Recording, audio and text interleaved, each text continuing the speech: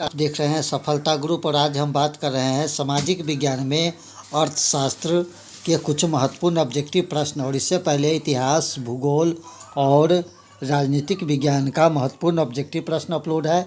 अगर अभी तक आपने नहीं देखा है तो उसे जाके देख लीजिए।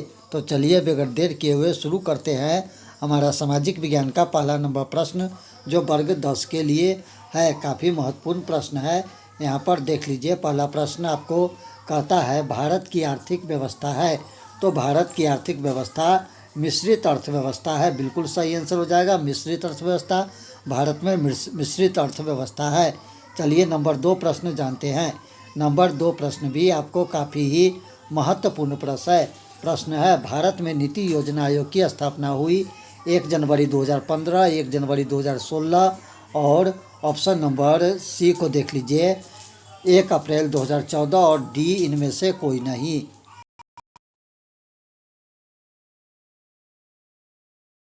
नंबर सी यानी कि भारत में नीति आयोग की स्थापना 1 अप्रैल 2014 को हुआ था। चलिए अगला प्रश्न जानते हैं। तीसरा नंबर प्रश्न भी काफ़ी महत्वपूर्ण। किस क्षेत्र को तृतीय क्षेत्र कहा जाता है? तो ऑप्शन ए देखिए, सेवा क्षेत्र, कृषि क्षेत्र, उद्योग क्षेत्र, इनमें से कोई भी नहीं। तो सही आंसर यहाँ पर ऑप्शन नंबर सी जो है उद्योग क्षेत्र बिल्कुल सही हो जाएगा। चलिए चौथा नंबर प्रश्न को जानते हैं। निम्न में से कौन से देश में मिश्रित अर्थव्यवस्था है?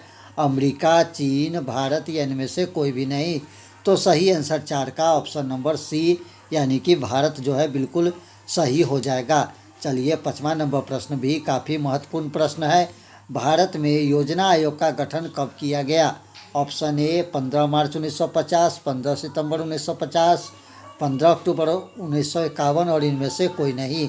तो भारत में योजना आयोग का गठन जो किया गया था वो आपको ऑप्शन नंबर ए जो है बिल्कुल यहाँ पर सही हो जाएगा, 15 मार्च 1950 को।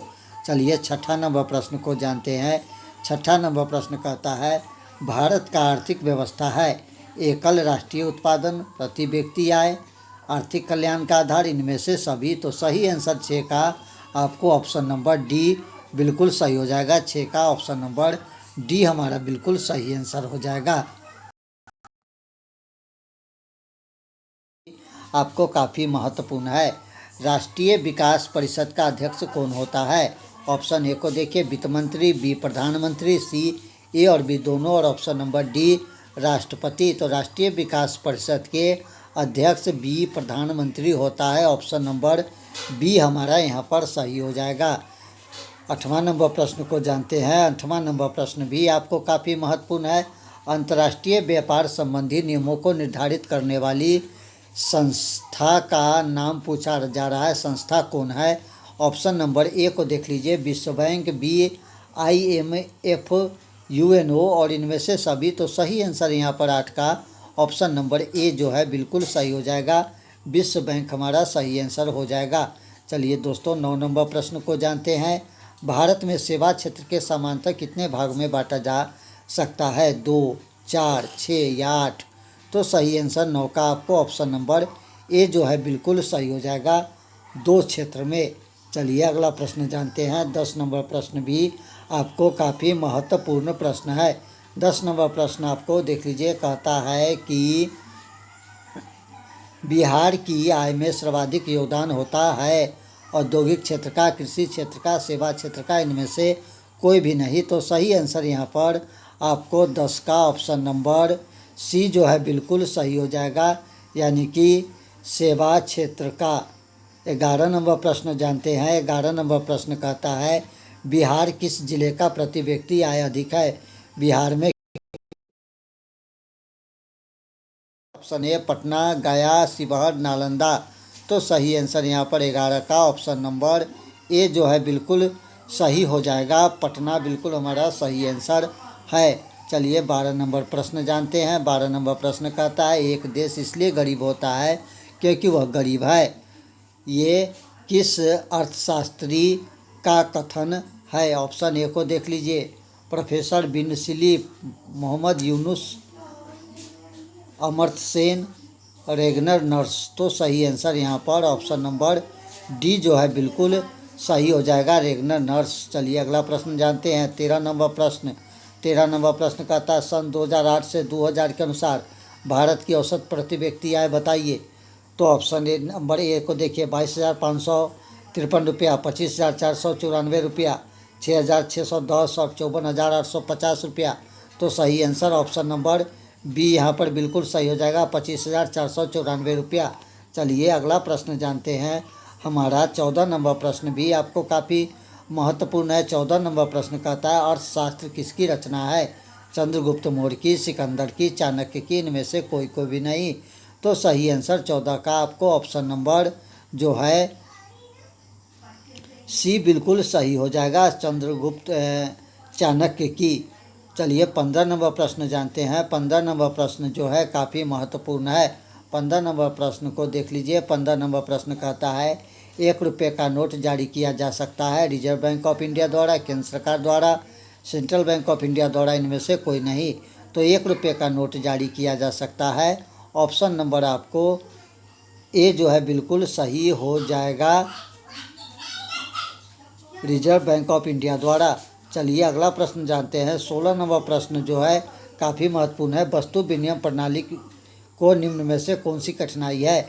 वस्तु विभाजन में कठिनाई, सर्वमान्य मूल्य मापन, दोहरे संयोग के अभाव, उपयुक्त सभी। तो सही आंसर 16 का आपको ऑप्शन नंबर डी बिल्कुल सही हो जाएगा, उपयुक्त सभी। 17वां नंबर प्रश्न को 17वां नंबर प्रश्न को जानते हैं। 17 नंबर प्रश्न कहता है निम्न में से किसके अनुसार मुद्रा वह है जो मुद्रा का कार्य करती है? हार्टल, विदर्स, हा, कैंस, काउंथर। तो सही आंसर यहाँ पर 17 का ऑप्शन नंबर ए जो है बिल्कुल सही हो जाएगा। 17 का हमारा सही आंसर ऑप्शन नंबर ए। चलिए 18 नंबर प्रश्न को जानते हैं। भारत का वित्तीय राजधानी किस शहर को कहा गया है? दिल्ली, मुंबई, पटना, बेंगलोर। तो सही आंसर यहाँ पर ऑप्शन नंबर बी जो है बिल्कुल सही हो जाएगा, मुंबई। 19 नंबर प्रश्न को जानते हैं। भारत में साक्षरता आंदोलन का प्रारंभ कब हुआ था? 1904, 1905, 1907 और 1914 को। तो सही आंसर 19 का ऑप्शन नंबर बी जो है यहाँ पर बिल्कुल सही हो जाएगा, 1905 ईस्वी को। चलिए 20 नंबर प्रश्न को जानते हैं। व्यावसायिक बैंक का राष्ट्रीयकरण कब किया गया? 1966, 1980, 1969 और 1975। तो सही आंसर 20 का आपको ऑप्शन नंबर सी जो है बिल्कुल सही हो जाएगा, 1969 को। चलिए 21 नंबर प्रश्न को जानते हैं। 21 नंबर नाबार्ड की स्थापना कब की गई थी? 1980 को, 1982 को, 2005 को या 1990 को। तो सही आंसर 21 का आपको ऑप्शन नंबर बी जो है बिल्कुल सही हो जाएगा, 1982 ईस्वी को। 22 नंबर प्रश्न को जानते हैं। 22 नंबर प्रश्न भारतीय रिजर्व बैंक की स्थापना किस वर्ष की गई? 1934, 1935, 1948 या 1951। तो सही आंसर 22 का आपको ऑप्शन नंबर बी जो है बिल्कुल सही हो जाएगा, 1935 को। चलिए 23 नंबर प्रश्न को जानते हैं। 23 नंबर प्रश्न कहता है कौन सी सेवा सरकारी सेवा, शिक्षा सेवा, बैंकिंग सेवा, यातायात सेवा, स्वास्थ्य सेवा। तो सही आंसर यहाँ पर आपको 23 का ऑप्शन नंबर ए, शिक्षा सेवा जो है बिल्कुल सही हो जाएगा।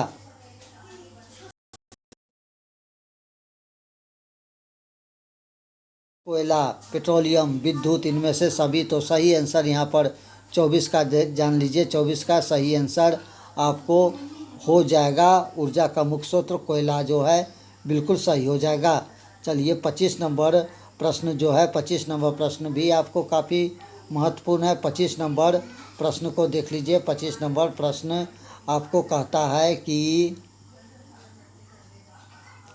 राष्ट्रीय ग्रामीण रोजगार गारंटी योजना किस महापुरुष के नाम पर है? महात्मा गांधी, जवाहरलाल नेहरू, राजीव गांधी, इंदिरा गांधी। तो सही आंसर यहाँ पर ऑप्शन नंबर ए जो है बिल्कुल सही हो जाएगा, महात्मा गांधी। चलिए अगला प्रश्न जानते हैं। 26 नंबर प्रश्न कहता है स्वर्ण जयंती शहरी रोजगार योजना किस वर्ष शुरू की गई? 1957, 2000, 1990 या 1995। तो सही आंसर 26 का ऑप्शन नंबर ए, 1997 बिल्कुल सही हो जाएगा।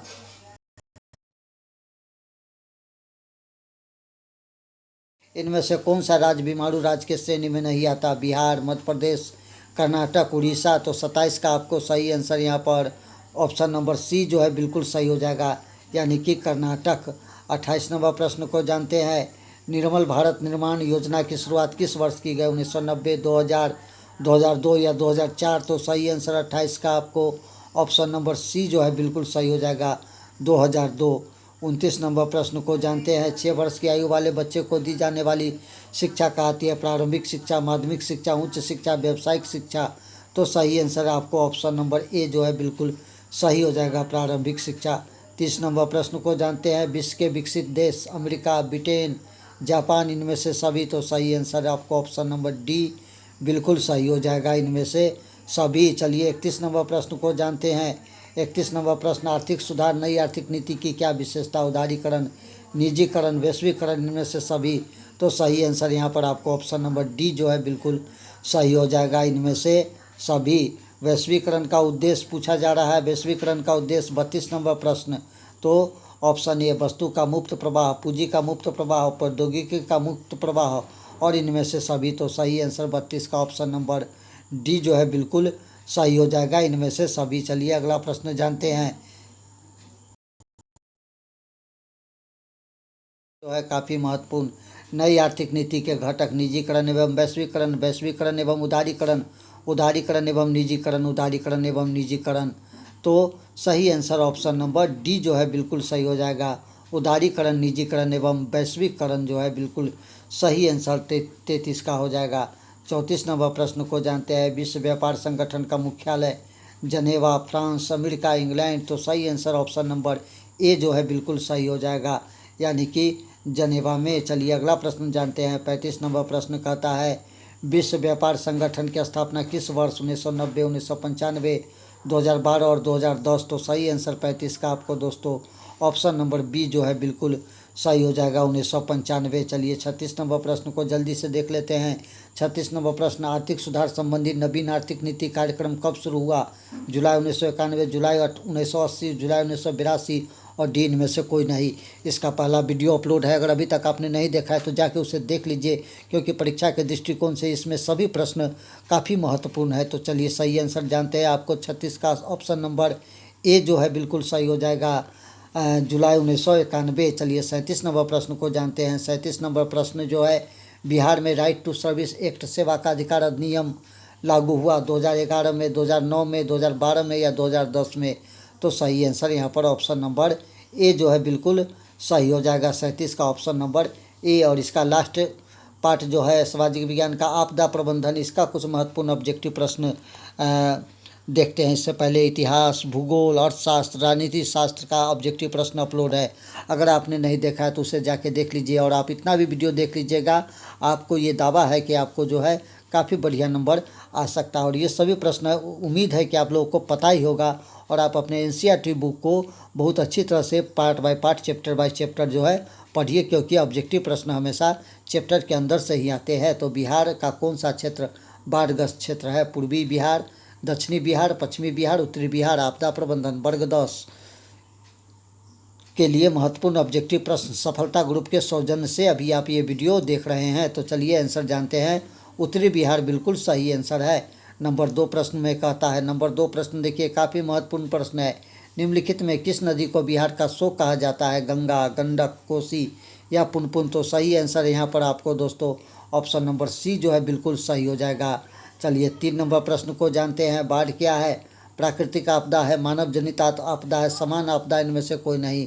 तो बाढ़ जो है प्राकृतिक आपदा, ये आंसर सही हो जाएगा। चलिए 4था नंबर प्रश्न को जानते हैं, सूखा किस प्रकार की आपदा है? प्राकृतिक आपदा, मानवीय आपदा, सामान्य आपदा, इनमें से कोई नहीं। तो सही आंसर यहाँ पर ऑप्शन नंबर ए जो है बिल्कुल सही हो जाएगा, प्राकृतिक आपदा। चलिए 5वां नंबर प्रश्न जानते हैं, सूखे की स्थिति किस प्रकार की आती है?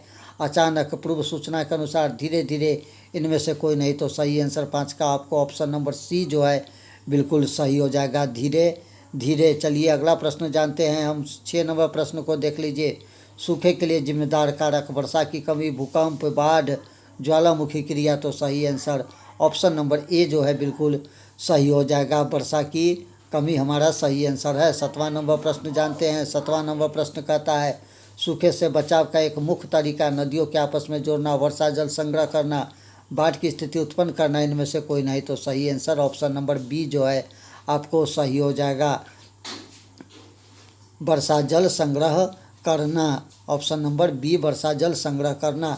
चलिए 8 नंबर प्रश्न को जानते हैं। 8 नंबर प्रश्न, महासागर के तली में होने वाले कंपन किस नाम से जाना जाता? भूकंप, चक्रवात, सुनामी, इनमें से कोई नहीं। तो 8 का आपको सही आंसर ऑप्शन नंबर सी जो है बिल्कुल सही हो जाएगा, यानी कि सुनामी। 9 नंबर प्रश्न को जानते हैं। 9 नंबर प्रश्न जो है काफ़ी महत्वपूर्ण। 26 दिसंबर 2004 को विश्व के किस हिस्से में भयंकर सुनामी आया? पश्चिम एशिया, पश्चिम महासागर, अटलांटिक महासागर, बंगाल की खाड़ी। तो सही आंसर आपको ऑप्शन नंबर यहाँ पर जो है डी जो है बिल्कुल सही हो जाएगा, यानी कि बंगाल की खाड़ी में 26 दिसंबर 2004 को भयंकर सुनामी आया था। चलिए 10 नंबर प्रश्न को जानते हैं। 10 नंबर प्रश्न, भूकंप से पृथ्वी की सतह में पहुंचने वाली सबसे पहली तरंग को जाना जाता है। तो ऑप्शन नंबर देख लीजिए किस नाम से जाना जाता है। तो ऑप्शन ए को देख लीजिए, पी तरंग, एस तरंग, एल तरंग और टी तरंग। तो सही आंसर आपको ऑप्शन नंबर ए जो है बिल्कुल सही हो जाएगा, यानी कि पी तरंग। चलिए अगला प्रश्न जानते हैं। 11 नंबर प्रश्न को जानते हैं। भूकंप केंद्र के ऊर्ध्वतक पृथ्वी पर स्थित केंद्र को क्या कहा जाता है? भूकंप केंद्र, अधिकेंद्र, अनुकेंद्र और इनमें से कोई नहीं। तो सही आंसर आपको 11 का ऑप्शन नंबर बी जो है बिल्कुल सही हो जाएगा, अधिकेंद्र। चलिए 12 नंबर प्रश्न को जानते हैं। 12 नंबर प्रश्न भी काफ़ी महत्वपूर्ण। भूकंप अथवा सुनामी से बचाव का इनमें से कौन सा तरीका सही नहीं है? भूकंप के पूर्वानुमान को गंभीर से लेना, भूकंप निरोधी भवनों का निर्माण करना, गैर सरकारी संगठन द्वारा राहत कार्य हेतु तैयार रहना, भगवान भरोसे बैठा रहना। तो सही आंसर ऑप्शन नंबर डी जो है बिल्कुल सही हो जाएगा, भगवान भरोसे बैठा रहना। चलिए 13 नंबर प्रश्न को जानते हैं। बाढ़ के समय निम्नलिखित में से किस स्थान पर जाना चाहिए? ऊंची भूमि वाले पर, गांव के बाहर, जहां है उसी स्थान पर, खेत में। तो सही आंसर आपको ऑप्शन नंबर ए जो है बिल्कुल सही हो जाएगा। चलिए 14 नंबर प्रश्न को जानते हैं। मलबे के नीचे दबे हुए लोगों को पता लगाने के लिए किस यंत्र की मदद की ली जाती है? दूरबीन, इंफ्रारेड कैमरा, हेलीकॉप्टर, टेलीस्कोप। तो सही आंसर ऑप्शन नंबर बी जो है आपको सही हो जाएगा। 15 नंबर प्रश्न को जानते हैं। 15 नंबर प्रश्न कहता है, मानव शरीर में आग से जलने की स्थिति में जलीय स्थान पर क्या उपचार करना चाहिए? ठंडा पानी डालना चाहिए, गर्म पानी डालना चाहिए, अस्पताल पहुंचाना चाहिए, इनमें से कोई नहीं। तो 15 का आपको सही आंसर ऑप्शन नंबर ए जो है बिल्कुल सही हो जाएगा, ठंडा पानी डालना चाहिए। चलिए 16 नंबर प्रश्न को जानते हैं। 16 नंबर प्रश्न, सुनामी किस स्थान पर आता? स्थल, समुद्र, आसमान, इनमें से कोई नहीं। तो सही आंसर ऑप्शन नंबर बी जो है बिल्कुल आपको सही हो जाएगा, सुनामी समुद्र में आते हैं। 17 नंबर प्रश्न को देख लीजिए। 17 नंबर प्रश्न कहता है, सामान्य संचार व्यवस्था को बाधित होने का मुख्य कारण केबल का टूट जाना, संचार टावर की दूरी, टावर की ऊंचाई की कमी, इनमें से कोई नहीं। तो सही आंसर ऑप्शन नंबर ए जो है बिल्कुल सही हो जाएगा, केबल के तार को टूट जाना। चलिए 18 नंबर प्रश्न को जानते हैं। संचार का सबसे लोकप्रिय साधन, सार्वजनिक telephone, mobile, walk talkie, radio. तो सही आंसर ऑप्शन नंबर बी जो है आपको बिल्कुल सही हो जाएगा, मोबाइल। लेकिन यहाँ पर अभी ऑप्शन नंबर ए सार्वजनिक टेलीफोन ही सही हो जाएगा, लेकिन अब सही आंसर मोबाइल बिल्कुल सही होगा। चलिए 19 का जो है प्रश्न कहता है, भूपटल के नीचे का वो स्थान जहाँ भूकंप का जन्म होता है क्या कहलाता है? भूकंप केंद्र, अधिकेंद्र, अनुकेंद्र, इनमें से कोई नहीं। तो सही आंसर यहाँ पर 19 का ऑप्शन नंबर ए जो है बिल्कुल सही हो जाएगा, भूकंप केंद्र। चलिए अगला प्रश्न जानते हैं। हमारा 20 नंबर प्रश्न कहता है, निम्नलिखित में से कौन प्राकृतिक आपदा है? आग लगना, बम विस्फोट, भूकंप, रासायनिक दुर्घटना। तो सही आंसर 20 का ऑप्शन नंबर सी जो है बिल्कुल सही हो जाएगा, भूकंप। चलिए अगला प्रश्न जानते हैं। हमारा 21 नंबर प्रश्न कहता है, भूकंप संभावित क्षेत्र में भवनों की आकृति कैसी होनी चाहिए? अंडाकार, त्रिभुजाकार, चौकाकार और आयताकार। तो सही आंसर यहाँ पर ऑप्शन नंबर डी जो है बिल्कुल सही हो जाएगा, आयताकार। चलिए 22 नंबर प्रश्न को जानते हैं। 22 नंबर प्रश्न भी आपको काफ़ी महत्वपूर्ण। भूस्खलन वाले क्षेत्र में ढलान पर मकान का निर्माण क्या है? उचित, अनुचित, लाभकारी, उपयोगी। तो सही आंसर आपको ऑप्शन नंबर बी जो है बिल्कुल सही हो जाएगा, यानी कि अनुचित। 23 नंबर प्रश्न को जानते हैं। 23 नंबर प्रश्न भी कहता है, सुनामी प्रभावित क्षेत्र में मकान का निर्माण कहाँ करना चाहिए? समुद्र के निकट, समुद्र से दूर, समुद्र तट से दूर, ऊंचाई पर, इनमें से कोई नहीं। तो सही आंसर आपको ऑप्शन नंबर सी जो है बिल्कुल यहाँ पर सही हो जाएगा, समुद्र तट से दूर, ऊंचाई पर। 24 नंबर प्रश्न को जानते हैं। 24 नंबर प्रश्न कहता है, बाढ़ से सबसे अधिक हानि होती है फसल को, पशु को, भवन को, इनमें सभी को। तो ऑप्शन नंबर डी यहाँ पर बिल्कुल आपको सही हो जाएगा। चलिए 25 नंबर प्रश्न को जानते हैं। 25 नंबर प्रश्न, कृषि सुखाड़ होता है जल के अभाव में, मिट्टी के नमी के अभाव में, मिट्टी के क्षय के कारण, मिट्टी के लवणता के कारण। तो सही आंसर 25 का ऑप्शन नंबर ए जो है बिल्कुल सही हो जाएगा, जल के अभाव में। चलिए 26 नंबर प्रश्न को जानते हैं। 26 नंबर प्रश्न, निम्न में से कौन सा मानव जनित आपदा है? सांप्रदायिक दंगे, आतंकवाद, महामारी, इनमें से सभी। तो सही आंसर आपको 26 का ऑप्शन नंबर बी जो है आतंकवाद बिल्कुल सही हो जाएगा। चलिए अगला प्रश्न जानते हैं। 27 नंबर प्रश्न, महासागर के तली में होने वाले भूकंप को कहा जाता है? भूकंप, चक्रवात, सुनामी, इनमें से कोई नहीं। सही आंसर ऑप्शन नंबर सी जो है आपको बिल्कुल सही हो जाएगा, यानी कि सुनामी। चलिए 28 नंबर प्रश्न को जानते हैं। 28 नंबर प्रश्न कहता है, इनमें से कौन प्राकृतिक आपदा नहीं? भूकंप, चक्रवात, सुनामी, इनमें से सभी। तो आपको सही आंसर ऑप्शन नंबर सी जो है बिल्कुल सही हो जाएगा, सुनामी। और यहाँ पर ये प्रश्न हमको कुछ गलत लग रहा है, इनमें से कौन सी प्राकृतिक आपदा नहीं है पूछा जा रहा है, तो सुनामी भी एक प्राकृतिक आपदा है। तो ये प्रश्न को अभी आप रहने दीजिए, ये प्रश्न को आगे जो है विचार इस पर किया जाएगा। चलिए 29 नंबर प्रश्न को जानते हैं। सुनामी का प्रमुख कारण? समुद्र में भूकंप का आना, स्थलीय क्षेत्र पर भूकंप का, द्वीप पर भूकंप का आना, इनमें से कोई नहीं। तो सही आंसर यहाँ पर ऑप्शन नंबर ए जो है बिल्कुल सही हो जाएगा, समुद्र में भूकंप का आना। तो दोस्तों ये था आपको सामाजिक विज्ञान का महत्वपूर्ण ऑब्जेक्टिव प्रश्न।